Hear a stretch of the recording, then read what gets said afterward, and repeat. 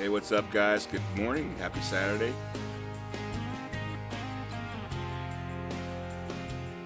Thanks for joining the stream, guys. I appreciate it. Yeah, so it's been a little bit since I've been on, and got a couple things to talk about today, but certainly one of the cool things about today is going to be flying the new livery from SimPilot 13 that he put together for the B1900D, the VR Aviation livery. Looks really, really cool. We'll take a deep look at this and show you where you can get it. It's on Explain.org, but we'll show you the link and stuff. But want to cover the group and the group update and where we are, and also talk about the Oculus debacle this week, which affected everyone who has a Rift, and talk about Nvidia drivers and VR6 and the Mooney giveaway and review I'm doing on Telluride. Also the C172 livery contest and the March pilot contest, and also a group flight that SimPilot 13 has planned in Hawaii. So we'll talk about all that stuff. Oh, hey, SimPilot, thanks for the subscription, man. Appreciate that. Thank you very much.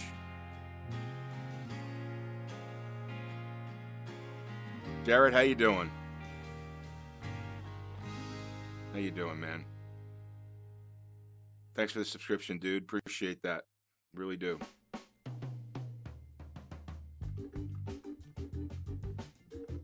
Just gotta fix a couple of things here. For some reason my pop out isn't working. Let me just do that.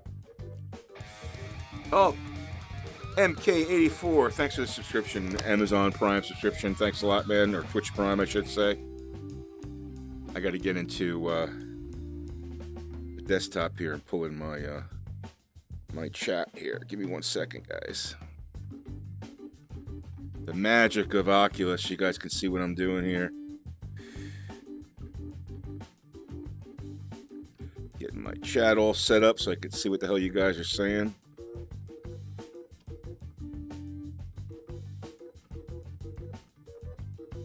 Spreading the subs around. All right, MK. Thank you, man. Appreciate that. We're going to talk about the lottery that Sapper completed, where we had a couple of winners there, which is kind of cool, of some software, which is cool. We'll talk about that a little bit. Lots of things to talk about on this Saturday, so...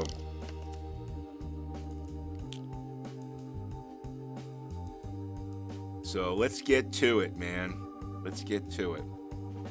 All right, I'm gonna change the format a little bit. Normally, I would give the update on the group while I was flying, and I think that's a problem because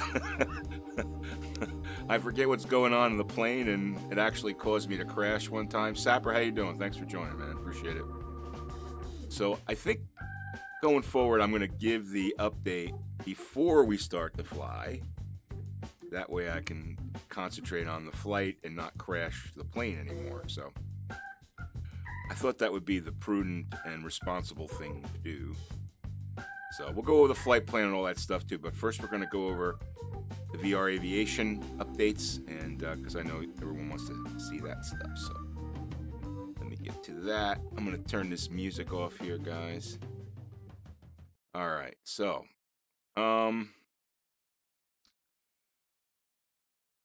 yeah, so a lot of things happening with VR Aviation. Let me get to that screen here.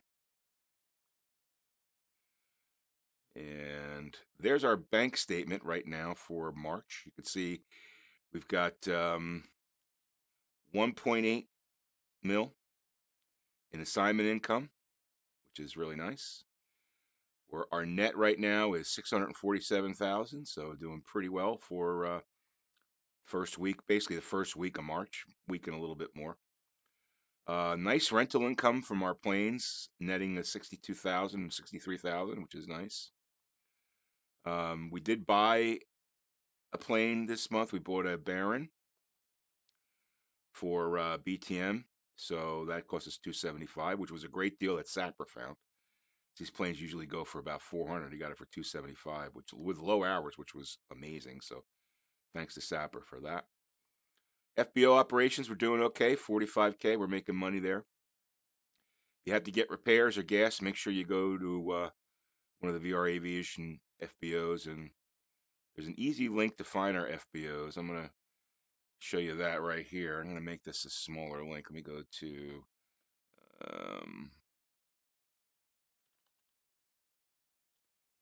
shorten link.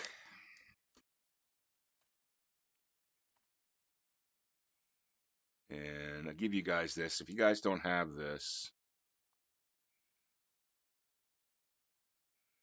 this is something you should have. This shows you all of our FBOs. All right, and we've got our Eastern and our Western map all set up. So we're going to go over this in a second. But in any event, let me get back to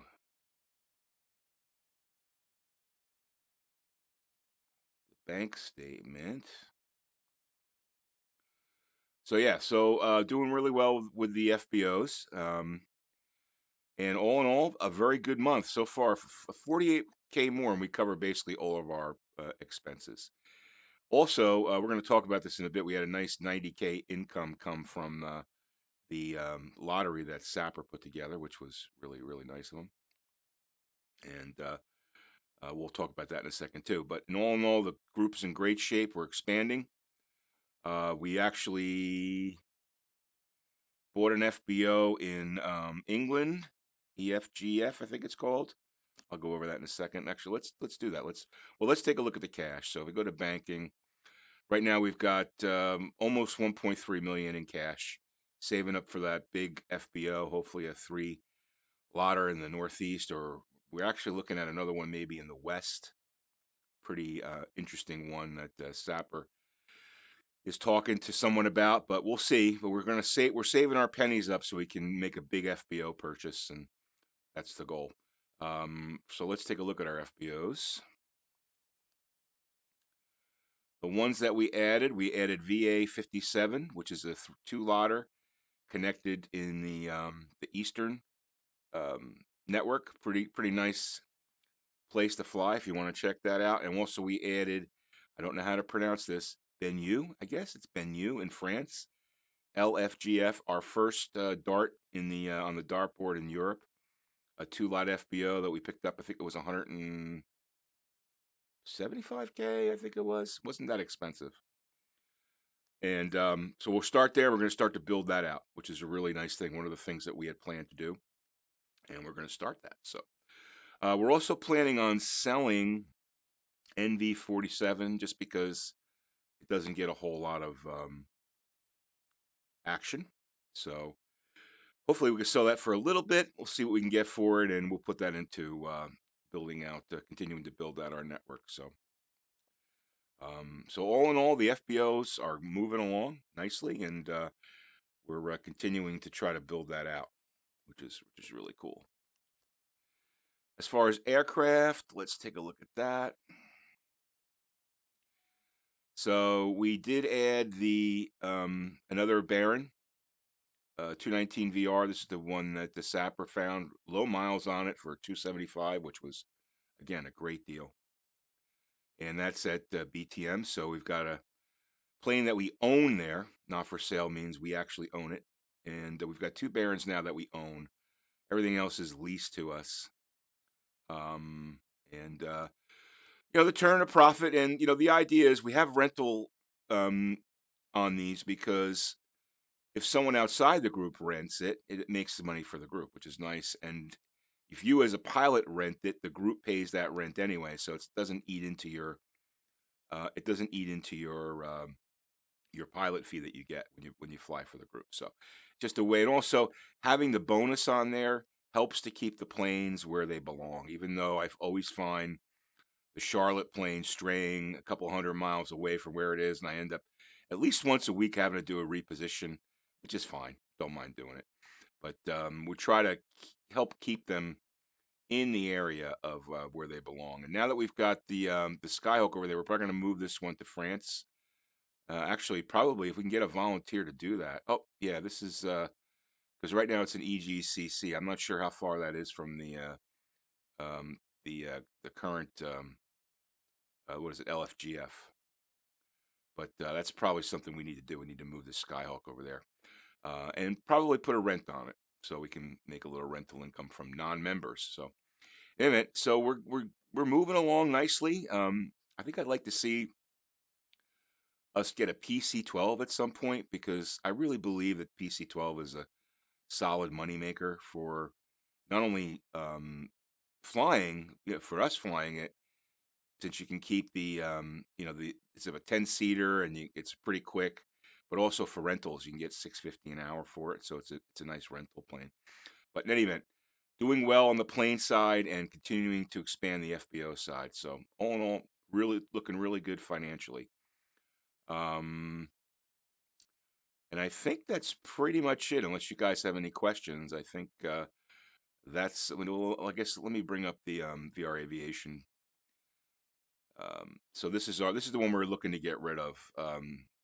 NV47. It's kind of an outlier. It's pretty far from BTM, which is our hub there, and we may replace it with another 2-lot FBO. We're trying to go after 2-lot FBOs because we can have more assignments there, and people tend to to fly there.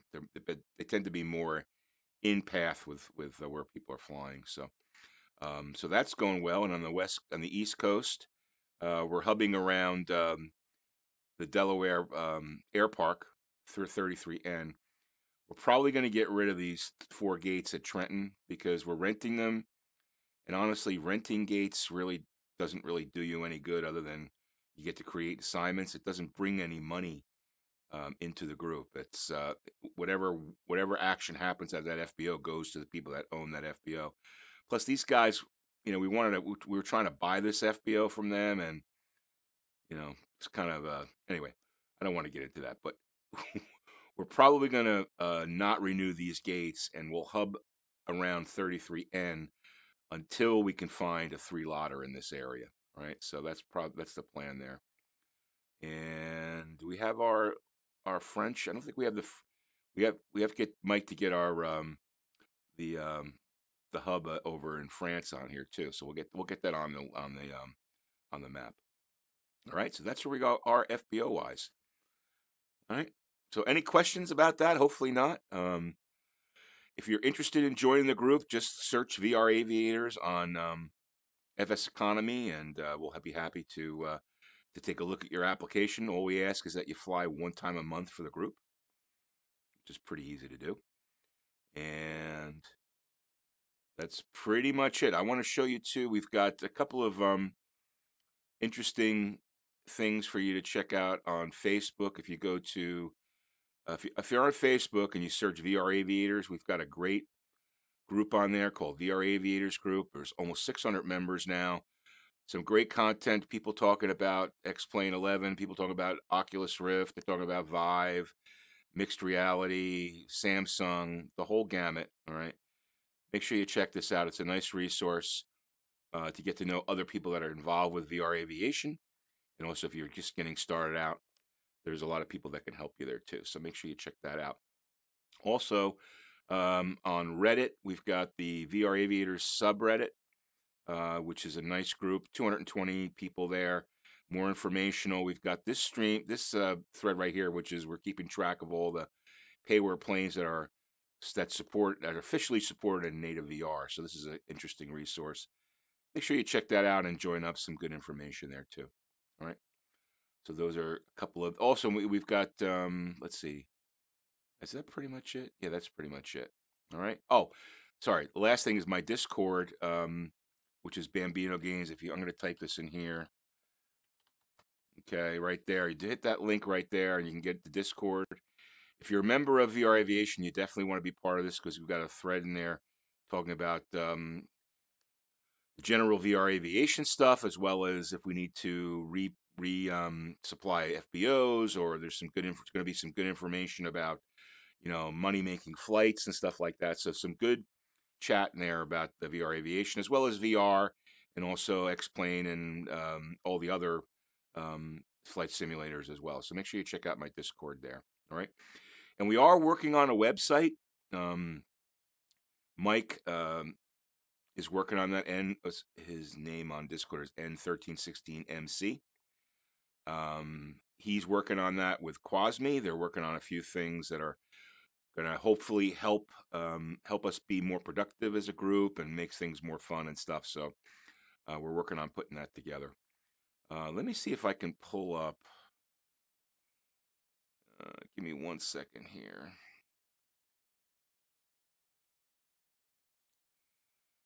Yeah, for example, Mike is working on a really cool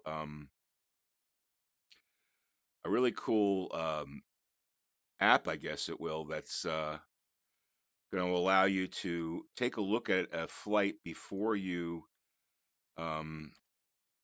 enter it, and or before you fly it, and see if it's going to be profitable, which is kind of cool. So hopefully that'll help things out. All right, so this is where we are so far for the month. I'm not sure when this was last updated, but if you look at this month here, so Erasmus is leading the pack, although he and I are not in the competition this month. So right now you've got MK84, who's ahead of the pack, Megaphone second, Robo third, Crash up fourth. We're paying the top three pilots. It's going to be 10%, 6%, and 4% of the net assignment income, so after expenses. So last month that was a pretty hefty pop, and this month hopefully it will be too. So, but everyone pitching in, and we appreciate that. Again, all we ask for is one flight a month, and if you want to do more than that, that's awesome. But you can see here we've got this margin income margin, which is basically a gross margin. So the higher this number, the more profitable your flights are. If you got a lower number, that means you're probably got a lot of booking fees and stuff like that. And the way I just actually found this out this week, the way that those booking fees work is if you have more than 5 assignments, if you're using less than 5 green assignments, there's no booking fees. But if you go over that, it's 1% per assignment, I believe, and it really stacks up. So if you've got like 20 green assignments, like you're paying a lot of money in booking fees. So that's why I said the PC-12 is a good moneymaker, because generally you can get in that 5 assignment range and fill up the plane with 10 seats. So it's pretty cool. So yeah, a lot of people never knew that, Sapper, and I mean, I've flown flight. I'm probably going to fly one today that's going to, have a lot of booking fees because I'm doing one in Charlotte. But it's something to at least look out for. Listen, there's going to be times when you have to have 10, 15, or 10 or 15 assignments, but knowing that now tells you how to be more profitable, right? So again, I never knew that. Mike knows all the ins and outs of these things, but it's an important thing to know, and that's part of the script that he's putting together.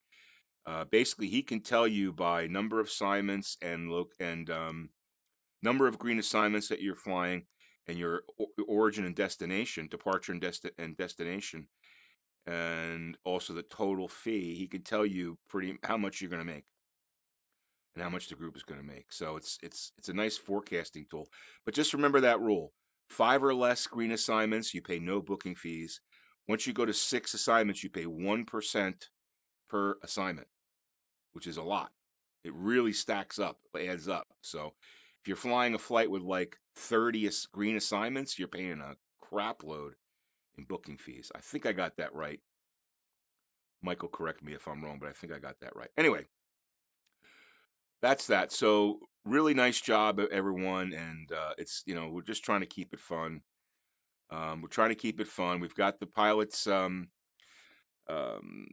contest this month, which is the month of March. So the person with the most gross income is going to win. Actually, the top 3 are going to win 10, as I said, 10%, 6%, and 4% of the net assignment income. So that's a nice incentive for everybody. So that's pretty cool. And also along those lines, yesterday I think it was Sapper 17 had his lottery where he gave away a copy of XP Realistic and a copy of Plane Command. Plane Command, a definite must for VR flying. And the winners of those were Erasmus and MK84. I forget which guy won which piece of software. But in any event, what it was really nice about it is Sapper sold 90,000 in lottery tickets for that, and he donated all that to the group, which was really cool. So thanks to Sapper for that. Woke up this morning, looked at the bank account, saw a nice big chunk in there, which was awesome. So yeah, so MK won XP Realistic and Erasmus won Plane Command, which is great. So in any event, that's a nice way to earn some money for the group, and greatly appreciate that. All right, so that's it for the update. Again, thanks to everyone for all the flying. It's always a lot of fun, especially the chatter, and we're going to keep things we'll keep things fun for sure. So. All right, so let's take a look at the plan for today. So we're in Charlotte today. We're in the B1900D with the SimPilot 13 VR Aviation livery, which we'll take a look at in a second. Pretty simple triangle flight. I like to do these triangle flights in Charlotte. You make basically 2 hops because there's not enough to fill up a full B1900D. I actually think it's probably be better. Like a PC-12 would be really good in Charlotte, and I'm actually thinking about putting one down there once I get enough money to buy another one. Or I may move the one that I have in LaGuardia down here. I think that would be a good plane in Charlotte. But in any event, so we're going to be going to GRD, which is Greenwood. We're going to be going to Columbia Owens and then back to Charlotte. So 220 miles round trip. Pretty simple. Yeah, I'm going to talk about the SimPilot's event in a little bit. Once I'm in the air, I'll talk about that. So anyway, so this is the plan for today. Take a look at the assignments. My flight, let's see, flying for VR Aviation. Okay, you want to make sure you always check that. We got 26 assignments total. Not quite a full plane, but we're taking passengers to Greenwood and to Owens, Columbia Owens, and then we're going to pick some up along the way. 227,000 in gross assignment fees. We've got the Beechcraft 1900D, so we got a total of, what did we say it was? 200 miles. So I'm going to put, sorry about that. Get back to here. I know this plane pretty well. 210 miles. So I could probably get away with 275, but just because we're landing and stuff, I'm going to put 300 in there. And that should be, oh, not enough fuel available. Really? Oh. All right, there we go. All right, cool. So with 300 gallons, that should be plenty for the flight. I've already got my flight plan configured and ready to roll. So now I do have a $2,000 bonus on this plane, and again, that's just to make sure we keep it in the Charlotte area, and we'll get all this back once we return to Charlotte. So not worry about that. And we should make a decent chunk for the group. All right. All right, so let's so now that that's set up, let me get to the plane here, and we're going to check out the new VR Aviation livery for the B1900D, thanks to SimPilot 13. So let's check that out, guys. Looks really nice, man. I love the way the red flows. Let's get a little closer here. I love the way the red flows. The black accents are nice, really nice, actually. Get a little closer here. So you got all your details, which are really nice. Very nice job, man. Love the red on the engine.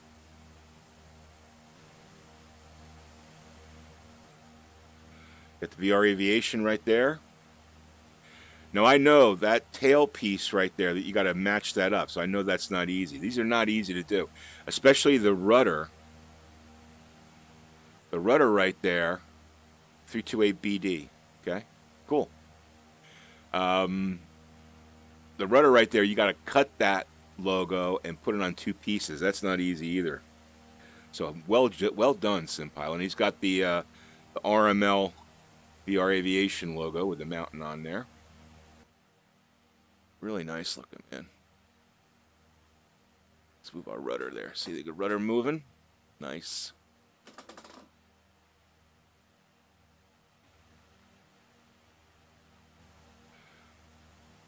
I love the way you did those stripes. Now, did you do this from scratch, dude? I think you did, right? You did this from scratch.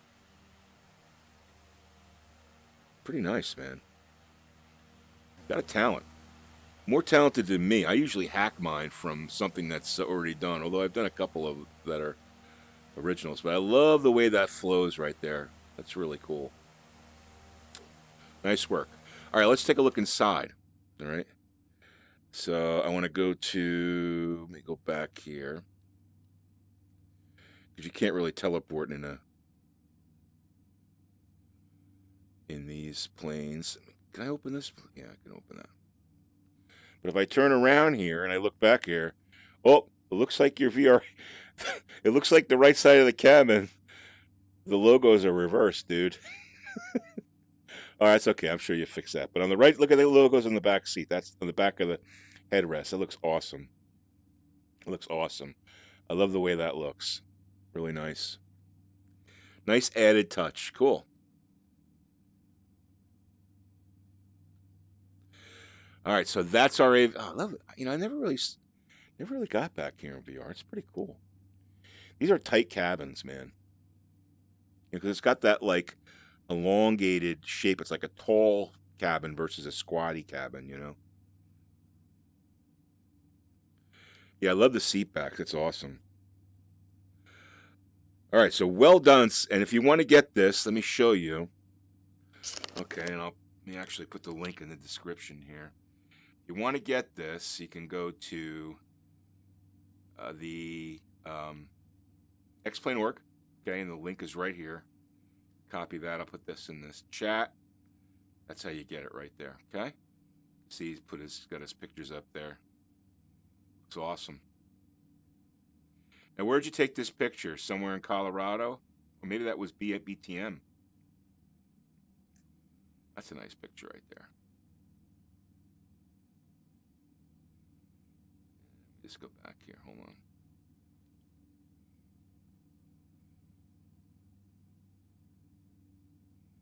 Here's your seat backs. Nice.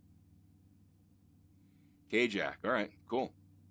Andy, how you doing? Thanks for joining the stream, man. Appreciate it. Yeah, that's Sapper's favorite airport. So well done, and thank you very much. So make sure you check this out on X-Plane.org. Already 35 people have downloaded it. Looks great, man. Thank you. The official VR Aviation livery for the group. Make sure you check that out.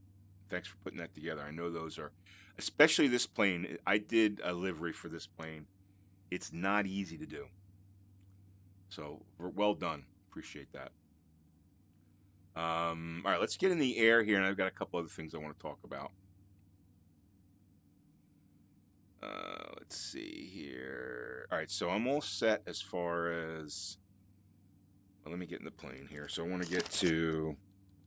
I'm running warm and lit versus cold and dark. So I want to turn our auto pumps to, and then turn that on so we can see the fuel quantity. Then we turn our pitot heat on, and then let's get in our flight plan. Clear out the active flight plan, and then go to here, and I just have this under FMS plan. Oh no, I didn't. I put under Charlotte GRD Cub. There you go. And our first leg is Mitchen, which we will scroll down to and make active. And boom. Now we just want to make this CDI to GPS.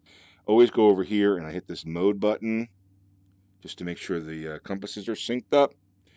And we should be good to go, right? Actually, no. One last thing. I want to go to show you the X-Plane view. So I want to go to the autopilot. You got to do this in the 2D pilot because the autopilot controls don't work. You can't use the touch controllers on them. So I'm going to go nav, altitude select, VS, and we're going to go up at 800 feet per minute. That's all set. And then I want to go down here, and I'm set to 2,500. That should be fine. I'm not going to fly too high. Well, maybe we go to 3,000.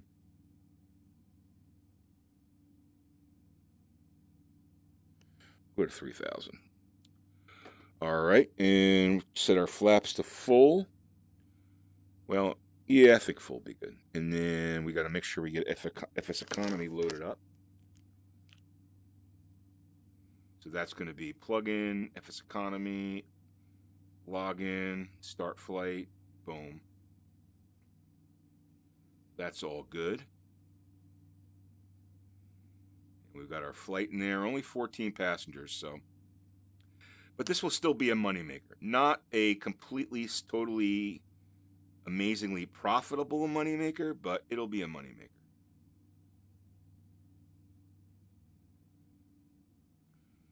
All right. Everything's set, so let's get in the air, man.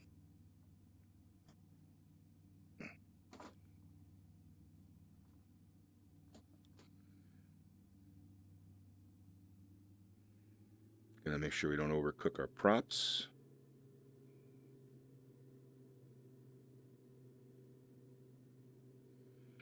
And release those brakes.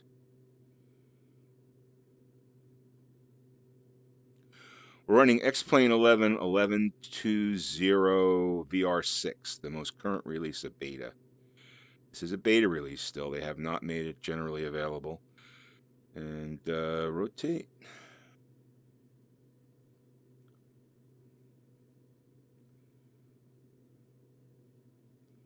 Gear up. Flaps up.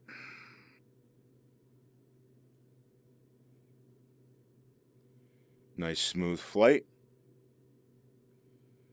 Run that runway heading, and then we'll turn on our autopilot. Turn to our course. Autopilot on. Autopilot on.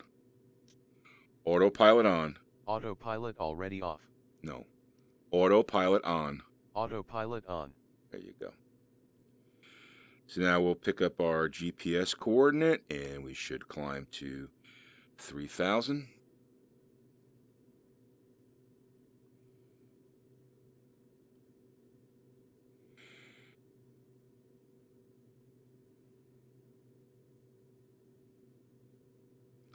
Take a look at the outside of this plane. Looking nice. Look at that. Beautiful. Love the red tips. Very similar to the red tips that I did on the PC-12, which is a nice tie-in.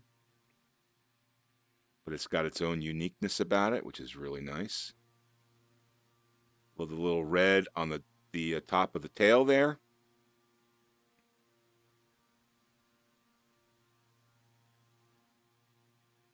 Beautiful. Looking good, man. Looking good.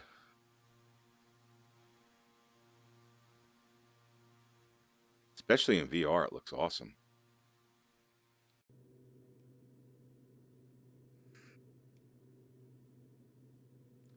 All right.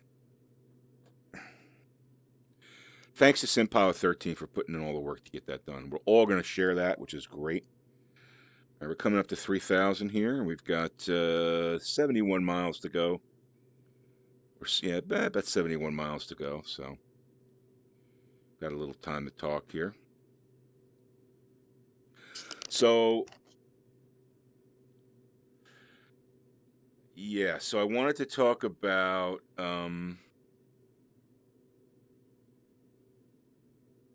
this crazy mishap that happened this week with that Oculus had. My God.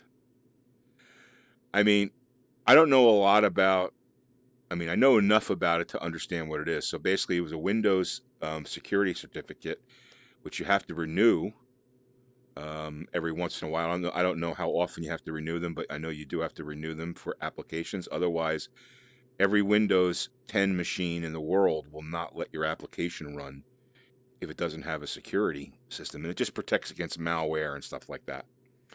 Well, Oculus let theirs lapse, so whoever was responsible for making sure that got renewed forgot to do it, which meant that Thursday morning, I guess it was, anybody that tried to log on to their to try to use their Rift got this message that said can't access the Oculus server or whatever. I got this message 7:30 in the morning because I was up early. I was going to try out a couple things, and I started to immediately troubleshoot it. Like, oh God, what happened? Did I upgrade something? What changed since last night? You know, did Oculus upgrade home? So, you know, because, you know, you get this error, nothing works, and you start to troubleshoot it, you know. Looked on support, Oculus support, there was no information about it.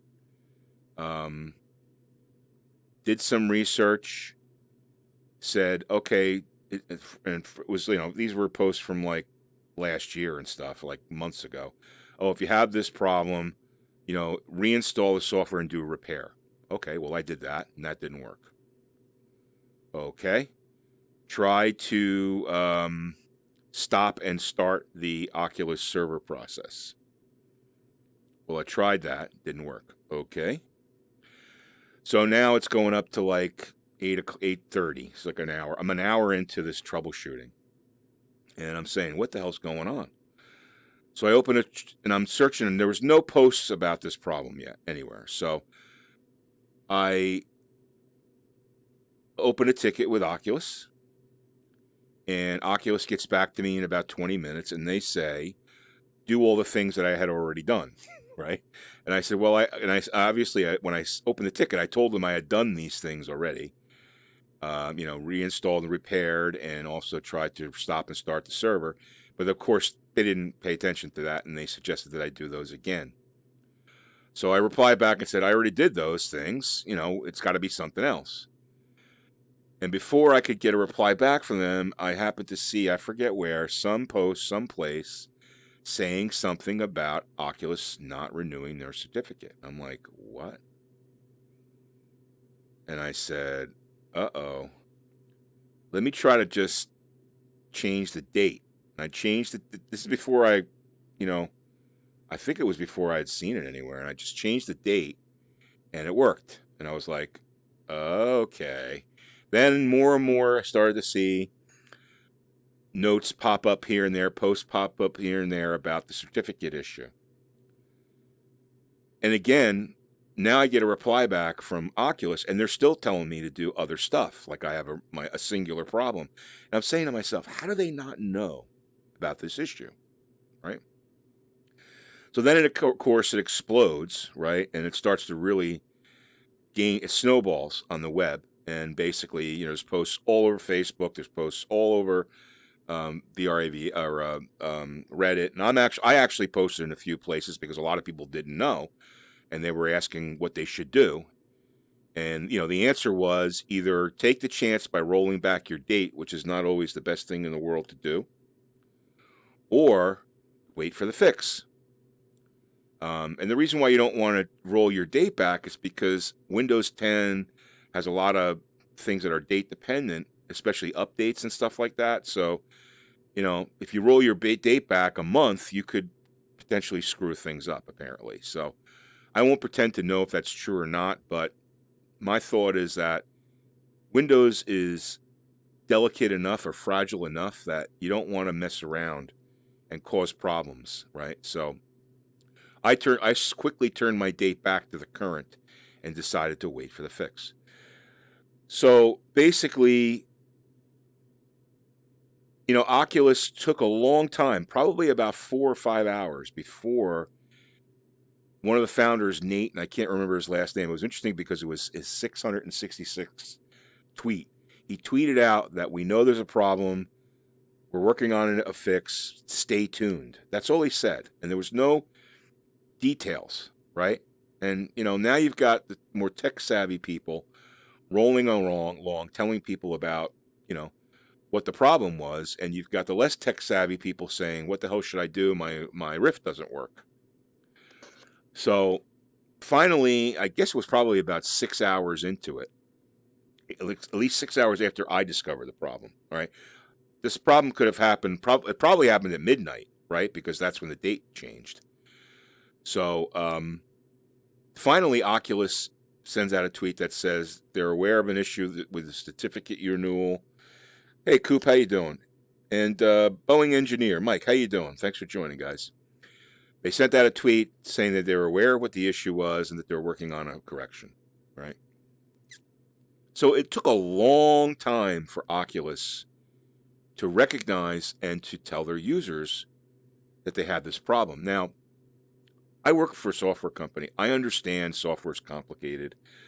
I understand that you've got to be careful and think about the methods that you use to rectify problems. I totally understand that. But I think they should have let everybody know by email versus Twitter what was going on, because not everybody checks Twitter. And if you're an Oculus user, they have to have a certified registered email address for you. They should have sent everyone a direct email and said, we are having an issue that may be causing you not to be able to access the software. Please don't do anything. We're working on a fix, and we'll get back to you as soon as we have one. All right? They didn't do that. That was a mistake. Okay? Now, aside from that, I think they worked very diligently, and the way that they implemented the correction was very positive, right? It's a simple download of an executable. You install it, you did a repair, and very quickly everything was working. So I think they executed the correction very well, the actual technical correction. But I think they've got it, and you know, they also gave everybody $15, which is nice of them to do. It probably cost them, you know, $10 to $15 million, that mistake, right? Although not really, because they're probably hoping that you're going to buy Oculus Studio software, which they'll probably put on sale. So they'll kind of, you know, kind of like lead people to buy Oculus Studio software, so that will save them some money. All right. But in any event, you did get a $15 store credit if you used your Rift after February 1st, I think it was. But in any event, I don't have any issue with the way they corrected it or the way that they've, you know, tried to make amends. The issue that I do have is the time gap of them not knowing and not instantly informing their user base of this problem. Because you think about it, I mean, personally, I spent about an hour and a half of unnecessarily troubleshooting a problem that existed because Oculus didn't renew their certificate, right? Had they realized this earlier and sent out an email, I would have checked my email and known right off the bat, right, that I should just wait and not do anything and not waste, you know, that hour and a half I could have been doing something else. So you think about the tens of thousands of people that all had that time that they spent trying to rectify the issue, not knowing that it was an actual Oculus issue. It's a lot of man hours that were just basically pissed away. So that's the beef I have with them. And, you know, they try to make that up with the $15, and I totally get that. But I think the lesson learned there is that get the word out quick, get it out by email, something that everyone's going to check. Not everybody's going to check Twitter. Not everybody's going to check Facebook. Not everybody's going to check Reddit. They had a post on their support site. You know, maybe that's probably the best way to do it. But I think a direct email would have been the best way for them to let people know, hey, don't do anything. Don't waste your time. We're working on a fix. It's our mistake. We're going to fix it for you. Hang tight. All right? It's that wasted time that really kind of bothered me. So what are you guys going to say? It's an organizational problem. They worked out, but it seems Twitch well,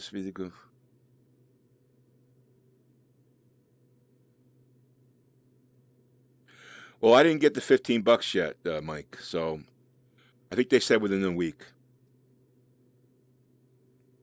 You know, you probably won't see it in your account for like another week or so. It's going to take them some time.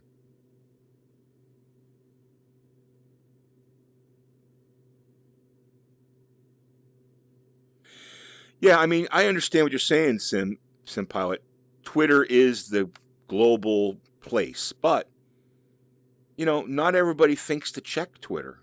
You check your email, right? When you have a customer base,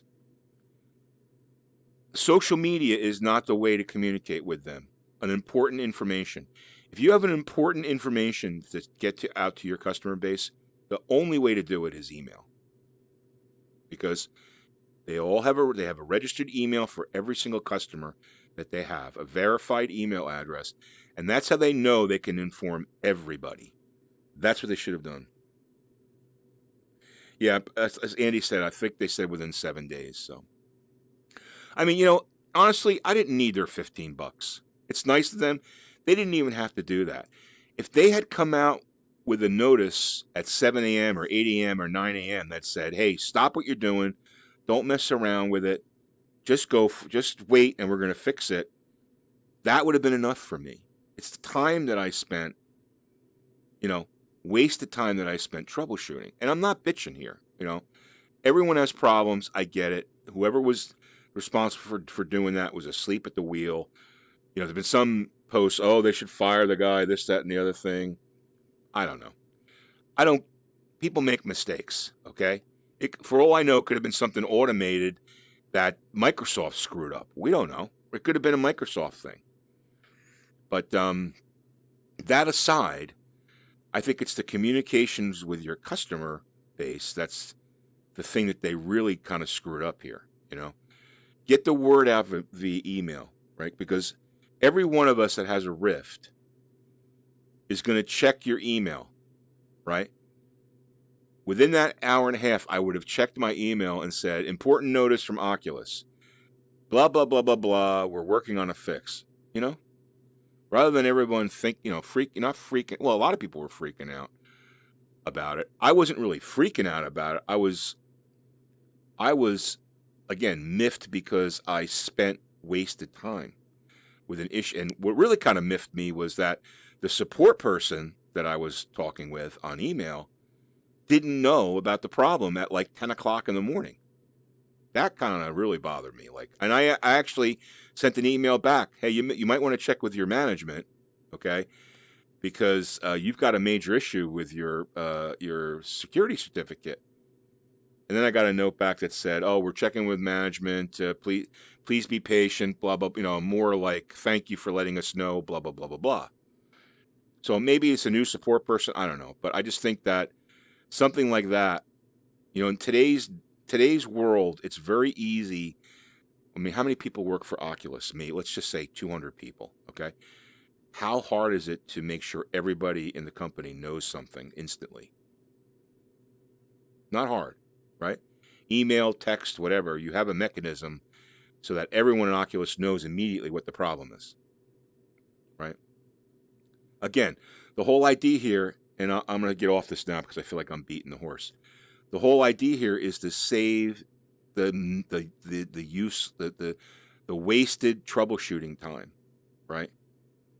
When there's a known problem and you're spending time finding if you're the only person in the world that has the problem, right? But anyway, hope you guys use your $15 wisely. There's a lot of cool games in the Oculus store. That one, Brass Tactics, looks pretty cool. I might check that out. But in any event, that's my yeah. Some of the comments were disgusting. You know, Andy, people. You know, there's people look for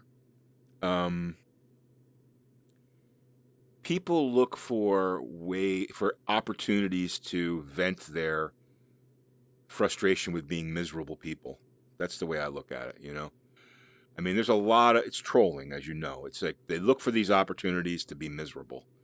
I think you try to be positive about it. I think, you know, I wrote a post on Oculus Reddit that said, "Dear Oculus, when will the certificate be updated?" And it was just, all I tried to say there was, and I actually posted again once they fixed it and said thank you. But all I was trying to say there was that, hey, you know, you should have let us know as soon as you knew so that people didn't waste all this time. You know, that was kind of the message that I said in that. But in any event, there's a lot of disgustingness. Yeah, they probably outsource. That's true. Yeah, I'm sure there was a lot of that. You know, people were like, you know, panicking about what to do and, you know, that kind of thing. But anyway, I'm getting close to landing here, so I'm going to have to slow this plane down and change my altitude. Altitude 2000? Altimeter 3002. No. Altimeter 2992. Altimeter 32903. No. Altimeter 2992. Altimeter 29902. Right, thank you. Wow, that's not good.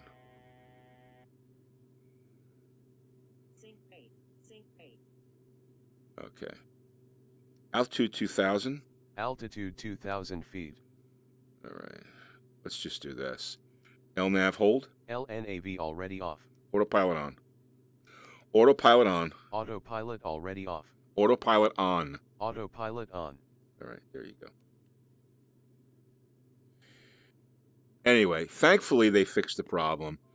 You know, like I think Mike said it, or a couple other people were saying, hey, maybe it was a time to get out and do something other than be, you know, have your headset on. But anyway, let's land this puppy.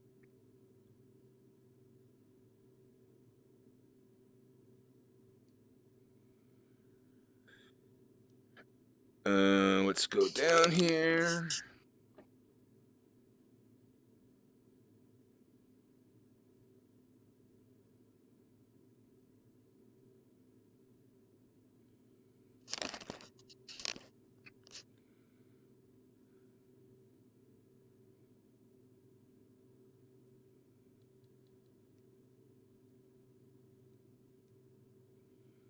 Isn't it nice to have jitter-free VR? Oof, so great. Oh, where's my airport? Oh, there's my airport. All right, well, I better get on the move here.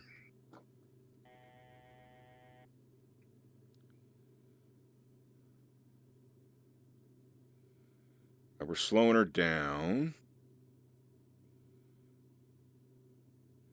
I'm going to get a notch of flaps in there.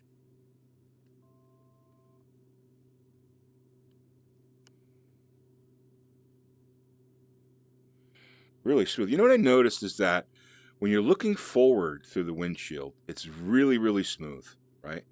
When you look to the left, you get sometimes you get a little bit of micro stutter, even though right now it's not. It's really smooth. But usually the forward view is very smooth. Right, full flaps and gear down.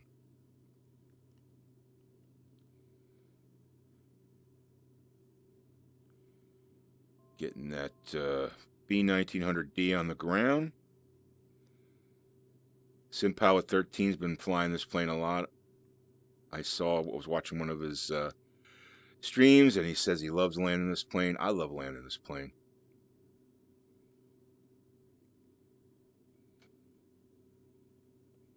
Keep it about 110 knots. Landing at Greenwood. Then we'll turn around and take her to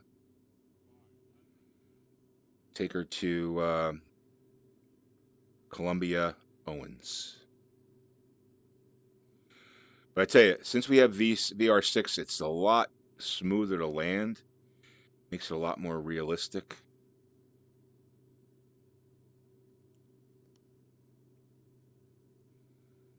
All right, we're kind of got 3 green. A little late to check there, Bambino, but all right. Looks like everything's going good here. Gotta get that last minute flare with this plane. Seems like we're coming in quick. It wasn't a great landing, but I think Carenado gave us a break there and explained. Roll off here. Do we have a... We'll have to go to the end and turn around. Is that a taxiway? It's not really a taxiway, but I think I can probably... It's supposed to be a taxiway. That is supposed to be a taxiway.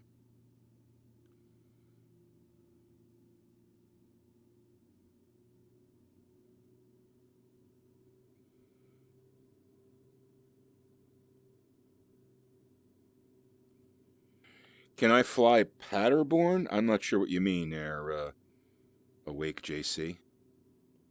Paderborn? I'm not sure what you mean, dude. Is that an airport?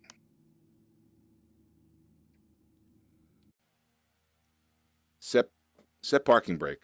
Parking brakes set. All right, there's the VR Aviation B1900D. All right, let's get our passengers off here.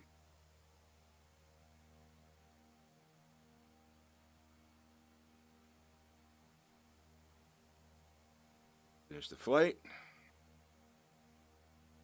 And let's go to here. And these guys, those en route guys, should disappear, which they did. And now we've got, let me just see here. I want to make sure I got, how many people I got on this plane here.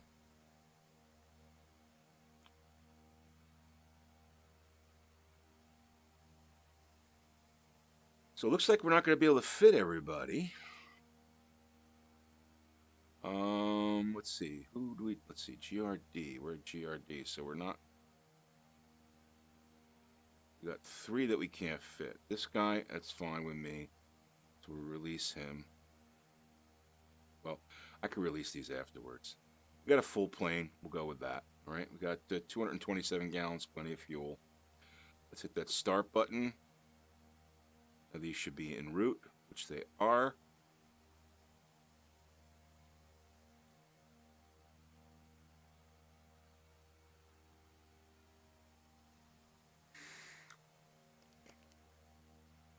And get back in that plane and get her up in the air. Actually, let me set my autopilot.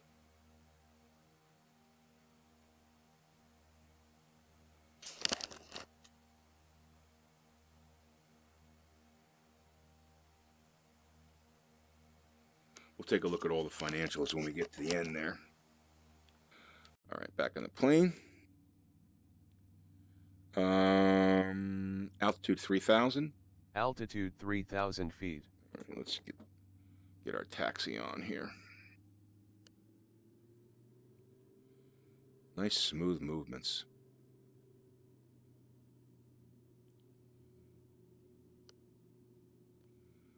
Yeah, I don't think I think I probably get a 4 for that landing. Wasn't a great landing. One thing about this plane is I think I've got to learn to like stretch the landing out a little bit. I try too hard to like hit the skid marks.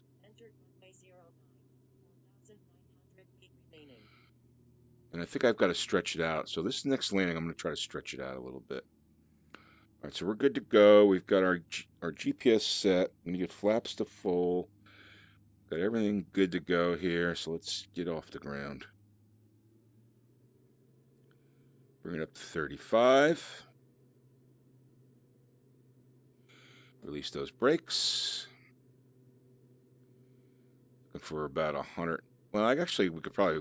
I look for like 100 knots to get this plane off the ground.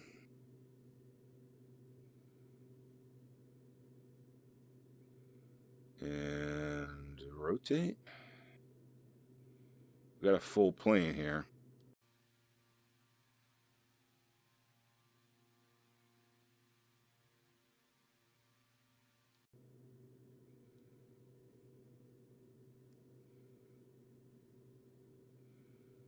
Autopilot on. Autopilot on. Beautiful. Climb her up to 3,000. Head into Columbia Owens.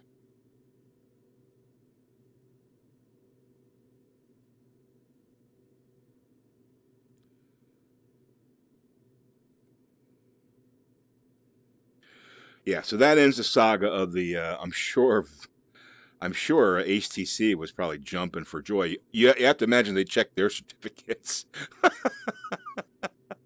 And you also have to imagine that Oculus will have a foolproof method going forward to make sure they never happens to them again.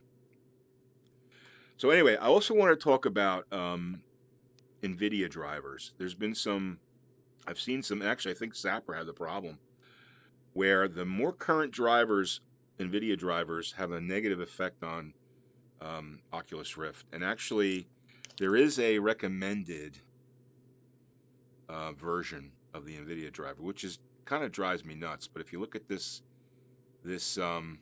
article, and I'll post this in the chat here. You look at this article.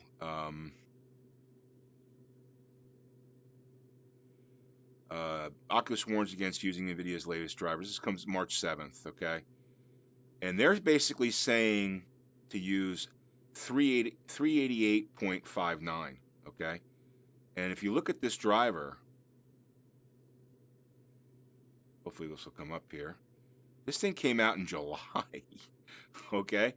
So I don't know who is responsible for verifying Nvidia drivers, whether it's something Oculus has to do or whether it's something Nvidia has to do or whether they have to do it together. But to think that there's been no improvement to the video drive, to the Nvidia drivers for their GPUs that, basically for VR, that's kind of hard to, it's kind of messed up, man. July, or that's 6 months. So basically, you're supposed to use a 6-month-old driver.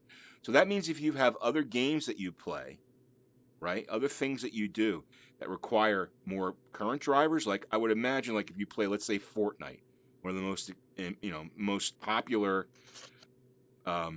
games that there is right now. I'm sure the Fortnite driver is after July. Better Fortnite drivers. So that means if you're using Oculus, you're stuck at this level. That's got to be corrected. Whether that's Oculus or whether that's Nvidia, that's got to be corrected.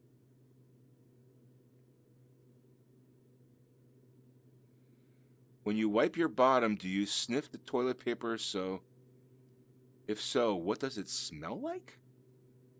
Dude, what are you talking about? Are you serious? I mean,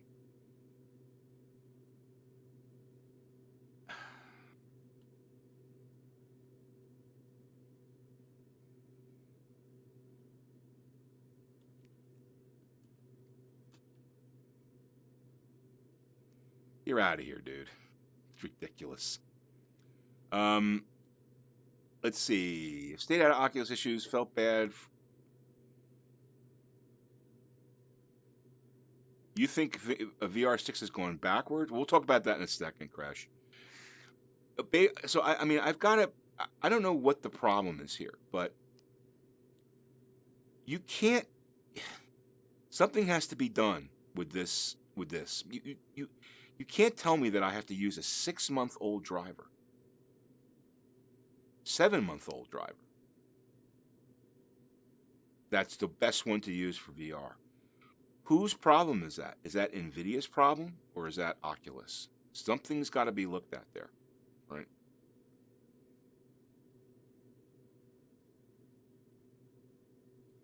Say, despite the full creators update, HDMI connections, USB connections. So this is an interesting article that you want to check out, but I'm not really, this doesn't make me happy that, I spent $750 on a GPU and I spent, $800 on a VR system, so $1,500, and I don't have an updated driver for my GPU that support it. Yeah, but you're saying 390.77 is a sweet spot, but Oculus is saying they recommend 388.59. Please make sure you're using driver version 388.59. Look. That's what they're saying. They're saying if you're not using this and you have a problem and call us, we're going to tell you to use this. That's what they're basically saying. Right? That's what they're basically saying. This is messed up in my mind. Whose problem is this? Who? So has Oculus not done compatibility testing on the more current releases of the driver? I would think it's probably on Oculus to do that. This is worrisome for me, This is kind of worrisome for me. In any event, if you're running into issues, make sure you check this out. And again, the recommended driver is this 7-month-old driver, 388.59. Right. So that's something that's important to know. So let's talk about VR6. MK, you say Oculus? I mean, I would think so. I would think that it's Oculus's responsibility to, because think about it. Nvidia is creating that driver for all software, for any game or any device that uses the GPU, monitors, right? So they can't, it's got to be on the device provider to make sure that their system is compatible, right? It's worrisome to me. So what happens are they ever going to update this? Is it always going to be this July 17th driver that we should use? And can I never update Nvidia, the Nvidia drivers? I have other things that I play. I have other games that I play, right? That require updates that are beyond 38.59. That's a problem.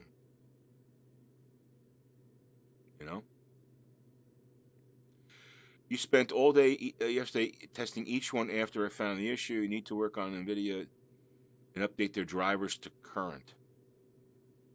They need to work with Nvidia. Yeah. Well, I would say that Oculus, again, I think it's an Oculus issue, that they need to make sure that their product is compatible with the most current Nvidia drivers.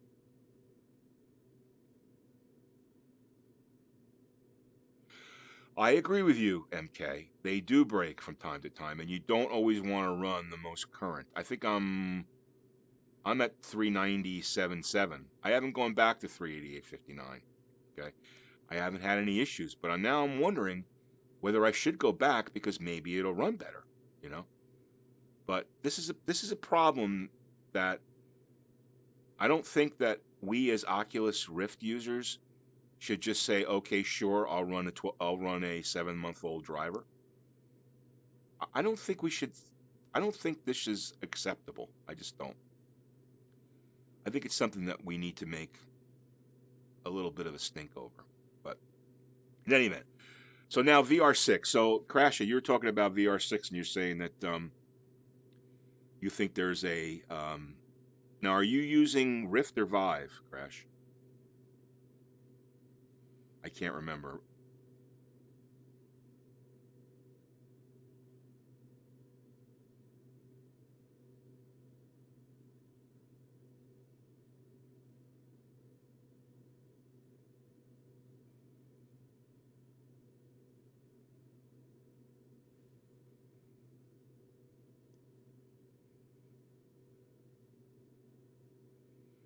If you don't use sleep hibernate. Oh.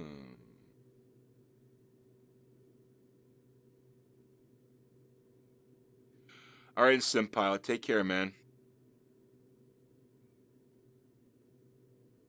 Oh, okay, so it's a Vive. Yes, well, Vive, I mean, remember when they came out with 4, I think it was 4, Vives all kind of like went to crap, and you guys all started complaining about resolution. Which is really odd, because all they really did in 6, they say, is they gave the Rift the ability to use the Oculus SDK, right? So I don't know. I get a sense that that Laminar is.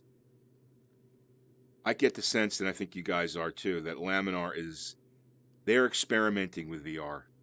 I think that there's a lot of unknowns, and listen, I would just say, Crash, that you keep on Laminar and say if the Vive users should keep on them, and hopefully they'll fix things and we'll come to a happy medium. We already should have, right? There should be 2 separate systems, one for Vive, one for Rift, right? But I think it's all a big experiment. It's a beta. We know it's beta, right? So you got to keep on them and let them know if you're having problems. I could tell you that for the Rift side, VR6 is great. It's been running great for me. The loading screen doubles in size. All right. Yeah, so it sounds like they've got some tweaking to do on the Vive side.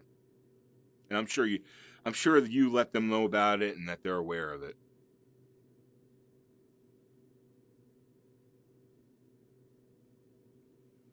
But yeah, so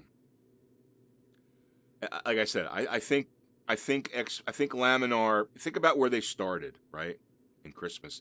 And think about where we are now and what they've learned over the last, 3-4 months, right, and how they've improved things. They learned that they could not run Rift under Steam VR. Like, it just didn't work, right? They had problems with ASW.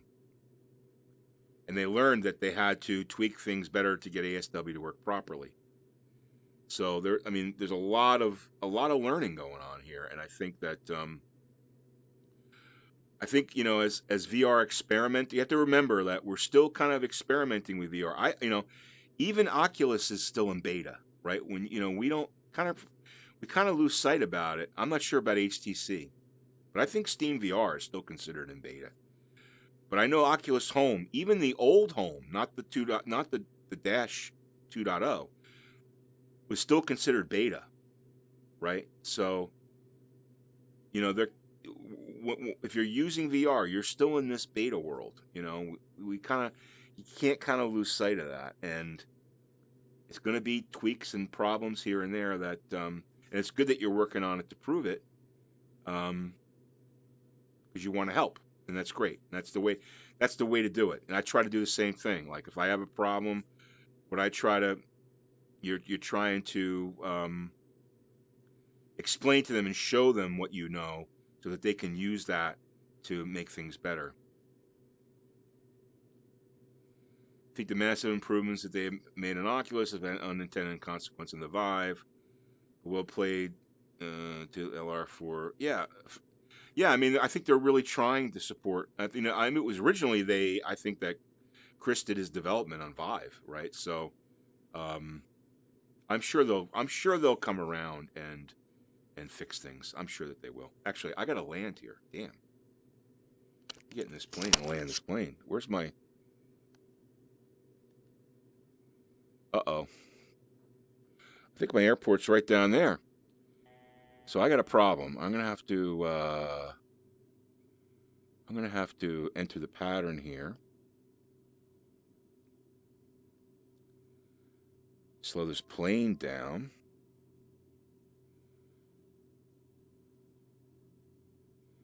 See that I got to talking.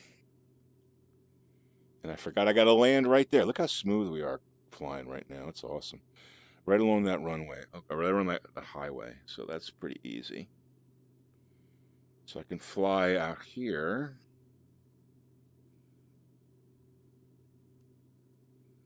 Start to slow that plane down.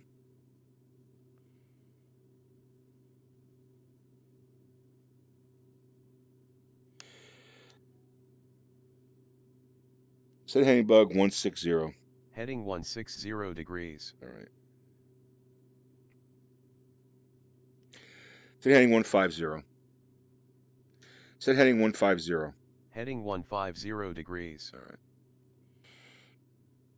Airport's over there, so we're going to come out here. Slow down.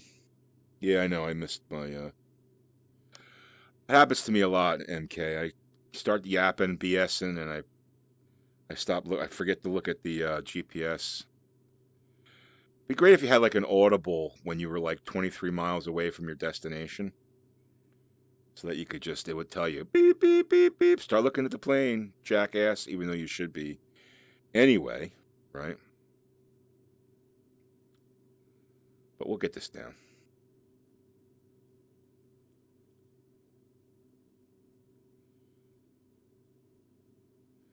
Burn a little more fuel than we want. Let's get the flaps to 1 there.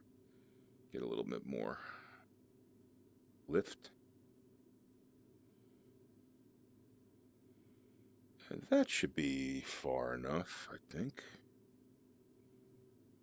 Make our left base turn.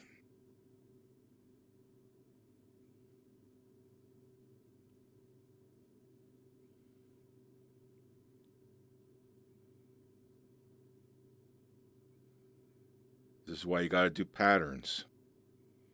And my airport's right over there. We could turn final now.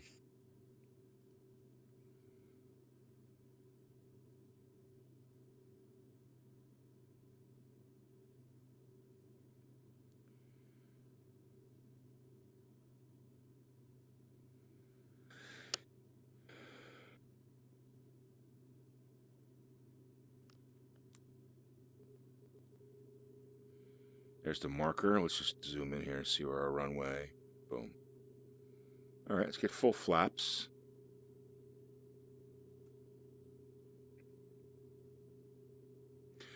I tell you, I've flown it. I think I'm like up to 170 hours in this plane. I've flown it so much, it feels to me like flying the 172. You know, I feel like I can pretty much do anything with it. Including over-torque the engines and crash it, which I've done. All right, gear down.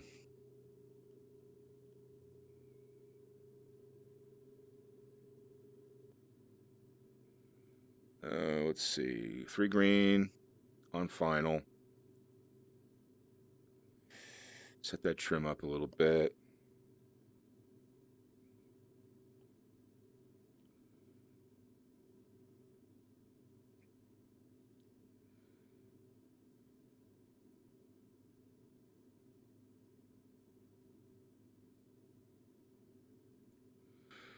Never landed here before.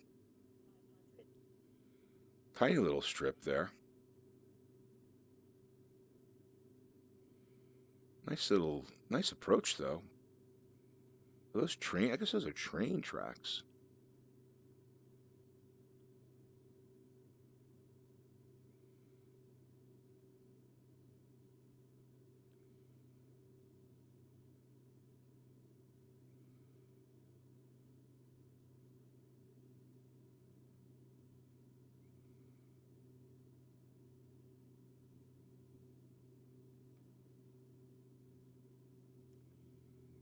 All right, that's good.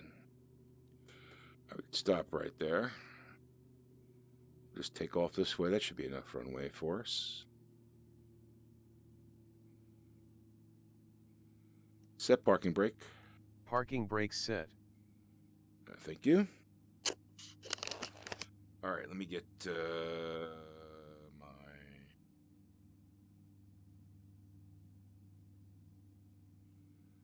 All right, we'll go over all this, all the financials once I land. So I left those people off, and I got a full plane coming back to Charlotte, which is good. 170 gallons of gas, plenty of gas. So.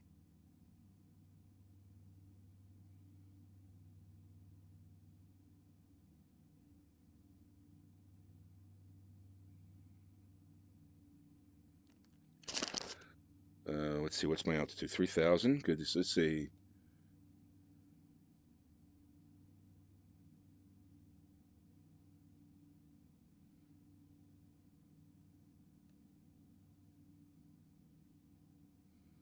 You guys are talking about the the CH-47.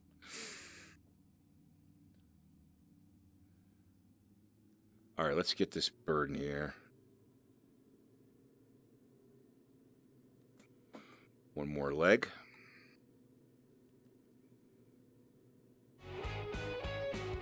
Hey, thanks for the host, whoever you are. I'll check it in a second. Uh-oh.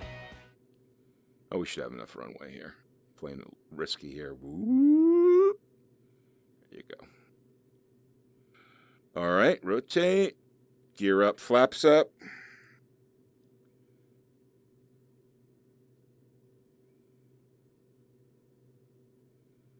Autopilot on. Autopilot on. Let's see. Well, whoever just hosted there, thank you very much for hosting. I didn't see who it was, but I appreciate it. See if I can see who it is. Hold on. Crash, thanks for the host, man. Appreciate that.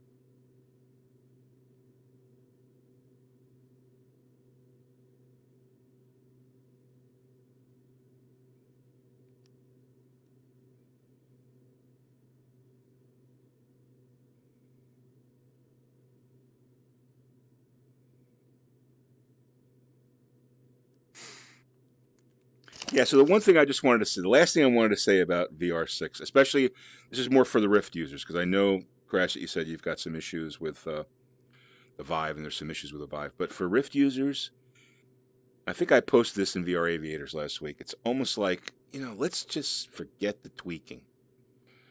Now, now that we know it's pretty much working, okay?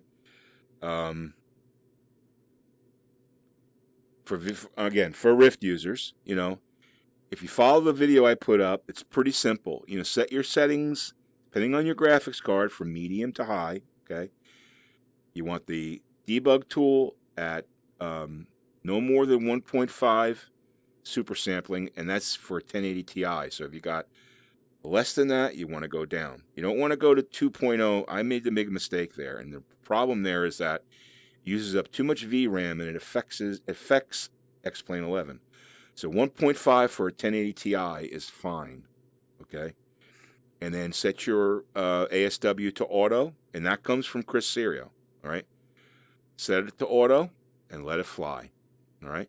You may have to adjust your settings depending on what aircraft you're flying or what location you're flying in X-Plane 11. You can't expect high and maximum settings everywhere in the map. You just can't, because places like New York or Boston or Seattle are going to have much more dense autogen, and they're going to eat up more frames, okay? The other key thing you've got to do is you got to make sure that you minimize the X-Plane 11 2D window, because that'll get your frames back, okay? So if you take those steps, I mean, look at this.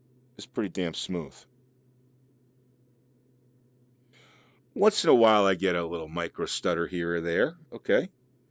But I don't get any judder. And yes, Crash, I can fly the Kodiak now. The Kodiak flies judder-free.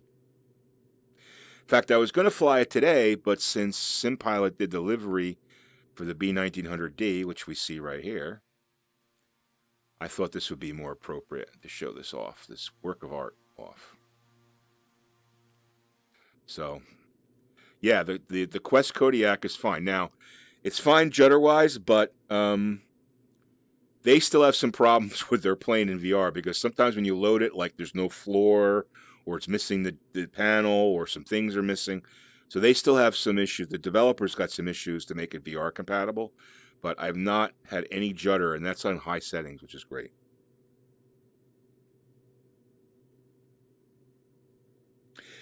Yeah, if you run multiple, you want to free up VRAM. Freeing up VRAM helps X-Plane, okay? Simple as that. It helps the frames on X-Plane. So anything you can do to free up VRAM. And again, your VR is using VRAM. Your monitors are using VRAM, okay? So, if you've got like a 1080 Ti, what is it, 11 gig or 12 gig? I can't remember which. So you've got a fair amount of VRAM. But if you have a 980, you've got like 4 gig of VRAM. It's not a lot, right? So you've got to be cognizant of that. Unfortunately, it's not a plug-and-play thing. You have to have some knowledge about your system to be able to fine-tune it. So, but in any event, I still say with VR, personally, I'm not tweaking anymore, all right?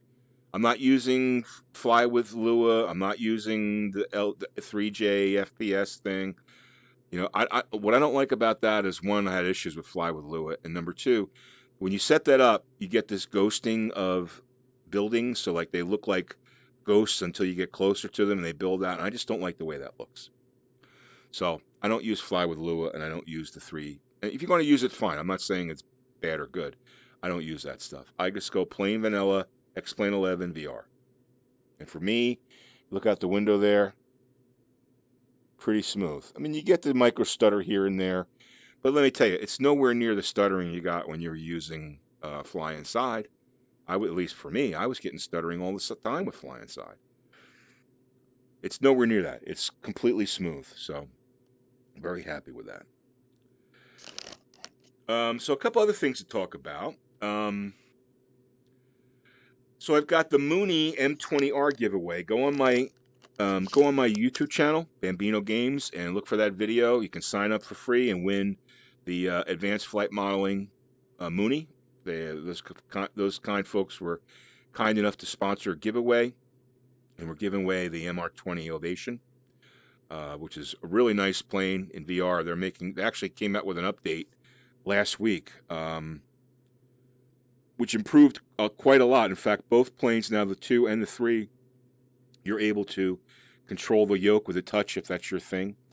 And they improved some other stuff with flight modeling and a few other things. So they're actively trying to make those planes better. I'm not sure if Coop is still here. He was in the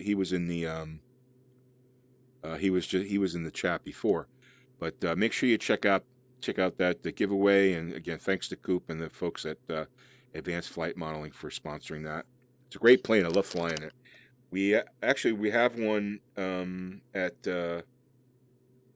BTM that Coop leased to the group. So if you want to fly it, if you own it and want to fly it, it's there at BTM. You can check it out. Hey Coop, how you doing? So yeah, I just mentioned that you added yoke support for touch to both planes, which is awesome. There was some issue with the key, turning the key. That's been corrected. You can easily start the plane and with a touch controller and move it to check the plugs and stuff. So that works really well. I'm going to be doing a VR review of that plane this week. Probably going to shoot it tomorrow and post it this week. So I just haven't had a chance to do that. We've had some snow here in the Northeast. You guys probably heard about, which put us out of power. That's why I haven't been streaming. We were out of power. In fact, I was going to stream Wednesday or Thursday night, but the power just kept surging, and I just figured it was going to be futile to do it. So in any event, make sure you check that out, and thanks to those guys for sponsoring. Hey, Batty, how am I going to pronounce that? Batty Madzahan? Thanks for joining the stream, man. Yeah, the 2.10 is coming out in the next few days. Awesome. Awesome. Yeah, that's great, man. That's great. All right, so I wanted to talk about that. Also wanted to talk about another review I'm doing.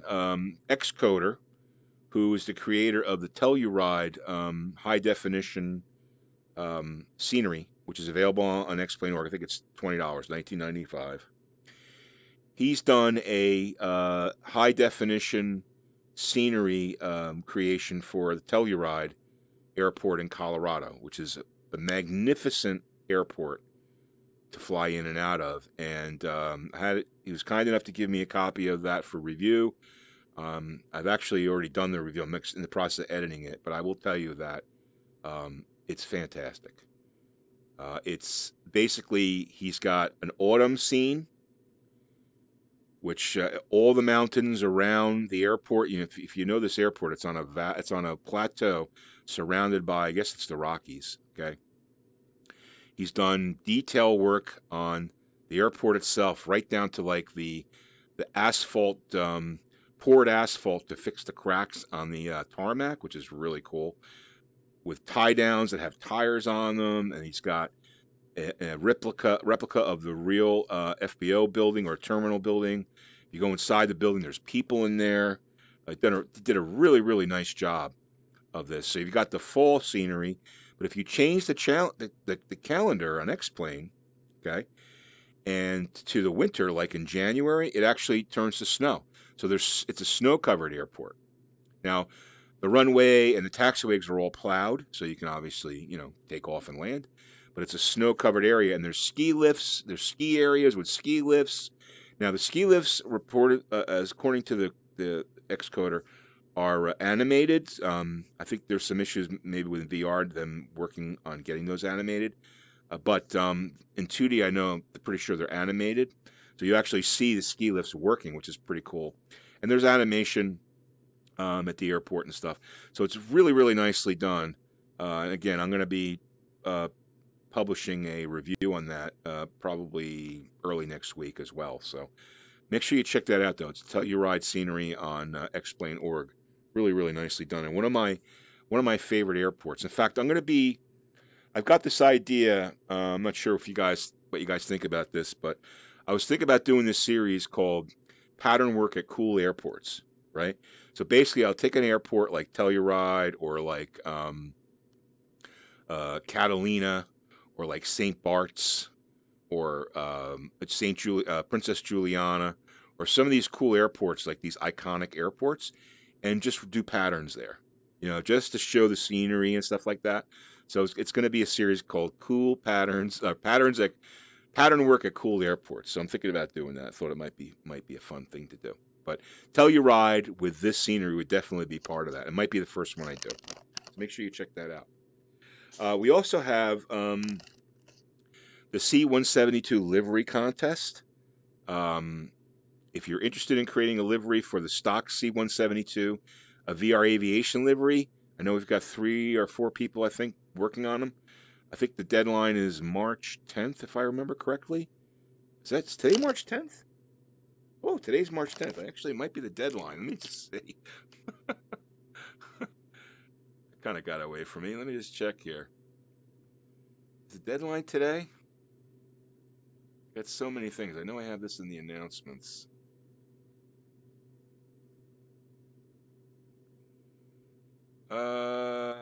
Yeah, today's the deadline, so midnight tonight. So what you want to do is email me. You can send, if you're on the Discord and you want to post them there, that's fine. But you can email me at muckdarags@gmail.com. muckdarags@gmail.com. Send me just 4 pictures, 4 of your best pictures of your livery. And Mike and I are going to judge the contest on style and design and creativity and all that. And hopefully, you know, today's the 10th, so hopefully those are going to be entered already have their things done. So, and whoever wins is your livery is going to be the you get 20K in FSE dollars, and your livery will represent the group. So that's midnight tonight. You have until you get that in. So. If you want to just post them, just send them to me privately in Discord, you can do that too. Not a problem. All right? So that's that. And thanks to everyone who's put that together. Appreciate that. We also have the March Pilots Contest, which is going on now. And I'm getting close to landing here, so I want to make sure I get this in here. So you could check out the announcements. There's information on that in my Discord. Thank you. So we got that, and then also, last but not least, I wanted to talk about Sim Pilots. He's not here; he had to leave. But Sim Pilot 13's having a group flight on March 24th at noon Eastern. Or sorry, 1 p.m. Eastern. On Pilot Edge, it's going to be in Hawaii, so you can check out his Discord, and he's on Twitch, Sim Pilot 13. I'm sure he'll be talking more about that. I'm going to try to take part in that, and that'd be pretty cool to do. I love flying in Hawaii. Probably fly my SR20, which is out there. So make sure you mark your calendars for that. It'll be on Pilot Edge, and that'll be a lot of fun. So, all right, so we're getting close to landing here, and I think I covered everything I wanted to talk about today, which is good. But listen, I urge you guys, if you're Rift users, to write Oculus and ask them why 388.59, a 7-month-old driver for Nvidia, is the current. Please write them. Okay. Yes, you could start your PA trial just before they get 2 weeks. That'll be a fun flight. He's going from Maui to Kapalua, Maui to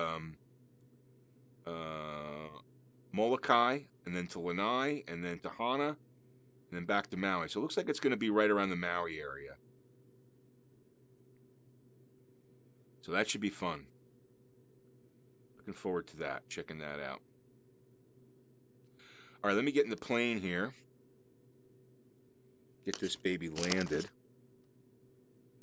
Coming up to Marjo, which is our point, to, let me just say, to altitude 2,500.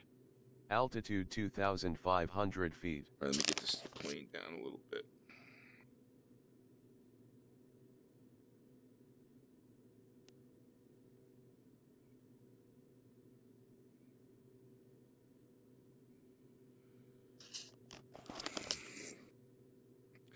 And there's Charlotte.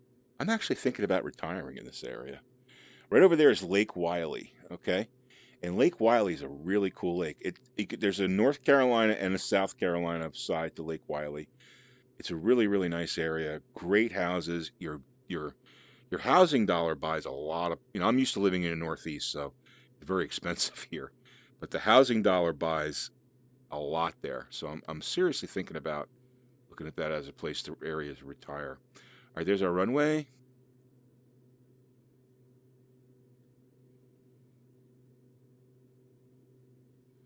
Start to slow this plane down.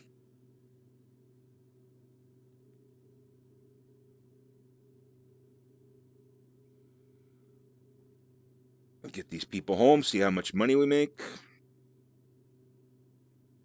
Now, right about here, you change scenery, so we're going to see a little bit of glitchiness. I should say you go from one tile to another. All right, let me take this off autopilot.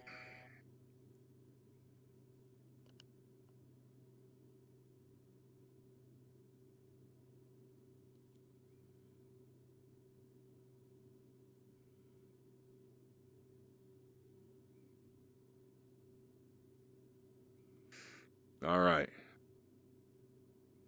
All right, Crash, take care. Good luck landing your DC-3, man. All right, flaps. Get that first notch of flaps.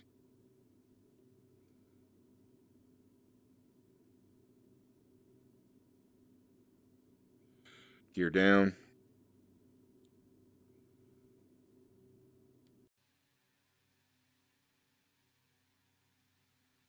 Maybe we'll do a replay of this.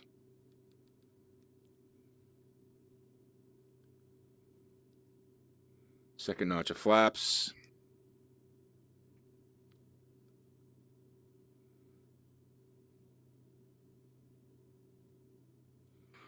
I'll try to make this a good one so we could do a replay. Let's do that, all right?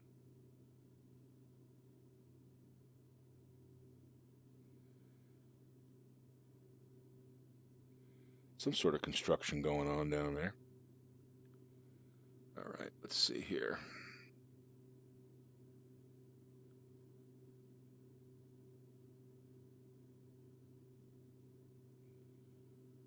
All right, we got 2 white, 2 yellow, 2 orange, which is exactly what we want. 500. Thank you.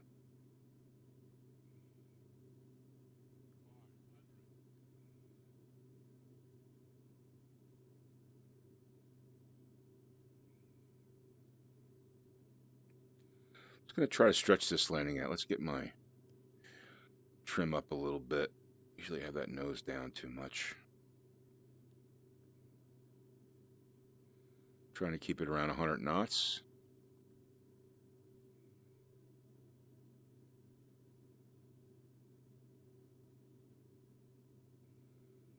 Let's get back to that center line.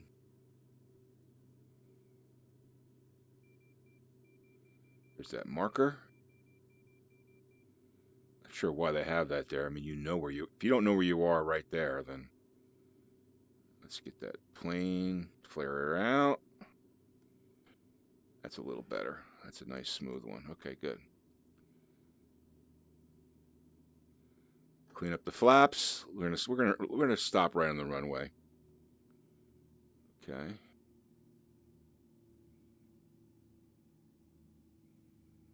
Set parking brake. Parking brake set.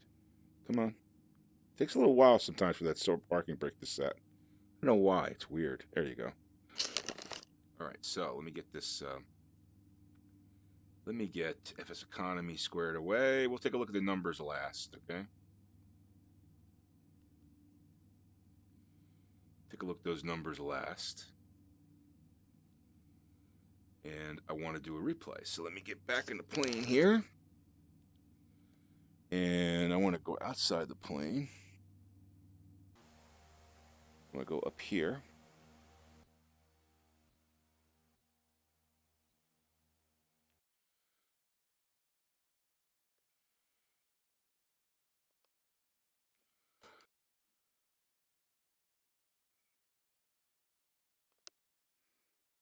Okay, let me go over here. Oops.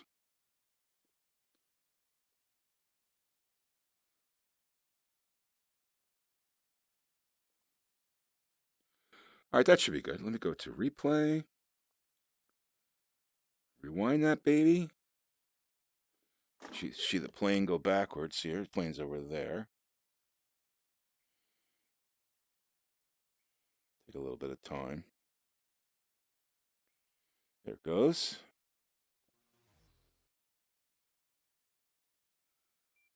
Pause it right there. And I'm going to go over here.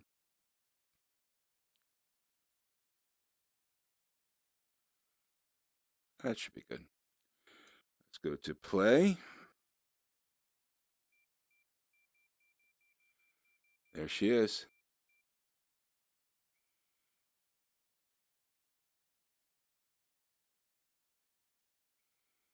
Not bad. Pretty good. I'd say that's pretty good. All right, cool. We'll take that landing. I give that one a 7. You can give it whatever you want. All right, let me get set parking brake. Set parking brake. Parking brake set. All right, let me get to show you guys the money.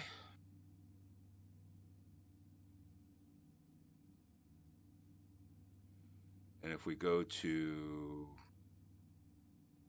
I'm going to release these since I didn't run them.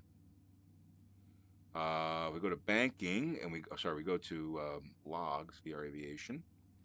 So we did this run here, which netted us minus 300. All right, that's not good.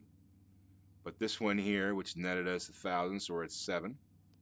And then this big one where we made 5,800, made the bonus back, so 5,800. So we're about 6,500 for the group. Not a bad round. Not a bad run. Again, had a lot of assignments, so we're paying a lot. Look at the booking fees, $17.43. It's because we had a lot of assignments, right? So that's, I don't know, this booking fee thing, it's kind of messed up because it just goes into the ether. Like, you don't get this as the FBO doesn't get this. Nobody gets this money. So maybe it just goes back into the system because the money that's generated for the assignments comes from the system. I don't know, to offset things. I'm sure FSE has some infinite wisdom as to why they do it. But in any event, not a bad take. $6,500 for the group, and we'll take that. All right. So that's going to do it for me today, guys. I appreciate you stopping in on a Saturday. Oh, we got a little a gyro issue. Thanks for stopping in on a Saturday. Let's go in here. Check this out. Let me get rid of this. What does that say? Rendering options. Oh, okay. That's weird.